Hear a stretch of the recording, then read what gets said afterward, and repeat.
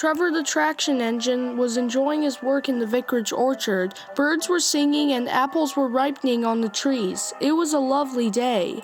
"Hello, Trevor," said James. "You look as bright and cheerful as my red paint." "Oh, I am," replied Trevor. "What's that noise?" "It's the bees," laughed Trevor.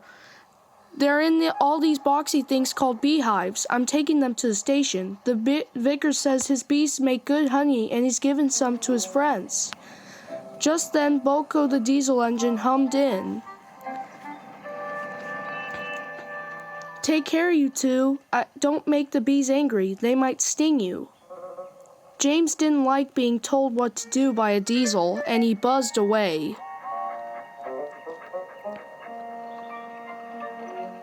"Goodbye, Trevor," called Boko, and set off to see Duck at the next station. Bill and Ben, the tank engine twins, were busy arranging cars, but they scampered off when they saw Boko. "I remember the first time I met those two," laughed Boko. "They nearly made my eyes pop out." Edward soon put a stop to their games. "Edward is the only one who can keep Bill and Ben in order," chuckled Duck. "I sometimes call them the bees." "A good name," replied Boko. "They're terrors when they start buzzing around." James bustled in. "What's that, Duck? Are you afraid of bees? They're only insects after all, so don't let that buzzbox diesel tell you different. His name is Boko, and he didn't. I wouldn't care if hundreds were swarming around. I'd just blow smoke at them and make them buzz off." "Buzz, buzz, buzz," retorted Duck.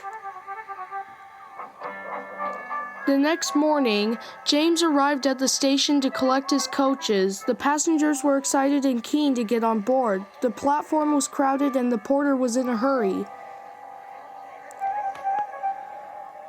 "Mind your backs," he shouted. Then there was trouble. The beehive fell and broke open.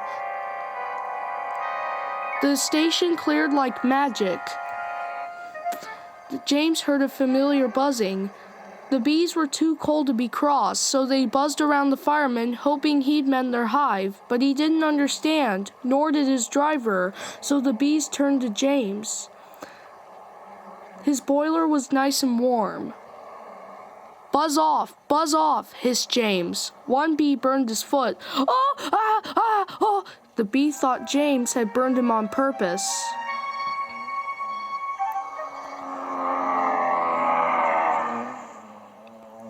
So it stung James right back on the nose.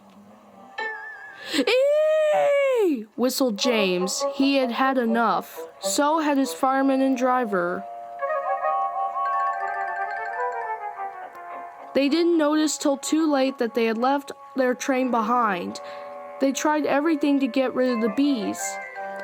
First they spun on the turntable, but to no avail. They tried washing them off, but the bees just clung harder to James's warm boiler. Then they tried smoking them off by going through a long tunnel, but still the bees wouldn't go away.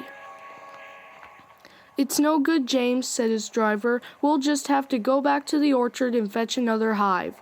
James's reply was drowned by the sound of buzzing.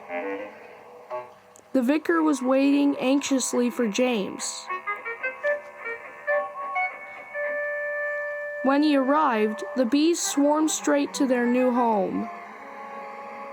"Come on, James," said his driver. "What you need now is a good hose down." Later that evening, James was resting in the shed when the vicar came to see him.